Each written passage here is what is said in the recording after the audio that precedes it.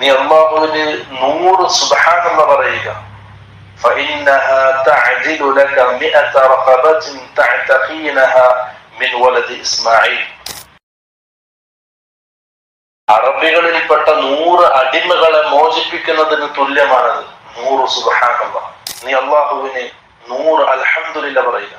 അത് 100 പടയങ്കി അണിയിക്കപ്പെട്ട പടച്ചാട്ട അണിയിക്കപ്പെട്ട 100 കുതിര അല്ലാഹുവിന്റെ മാർഗത്തിൽ പറഞ്ഞയച്ചതിന് തുല്യമാണ്.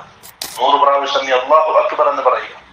അത് ഹദിയായി നൽകുന്ന 100 ഒട്ടകത്തിന് തുല്യമാണ്. 100 പ്രാവശ്യം ലാ ഇലാഹ ഇല്ലല്ലാഹ് എന്ന് നീ പറയുക. ആ 100 ലാ ഇലാഹ ഇല്ലല്ലാഹ് ആകാശഭൂമികൾക്കിടയിൽ നിറഞ്ഞു നിൽക്കുന്നതാണ്.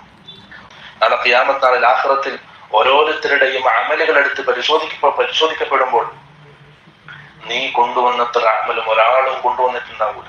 ഇതേപോലെ അമൽ ചെയ്ത ആൾക്കാരല്ലാതെ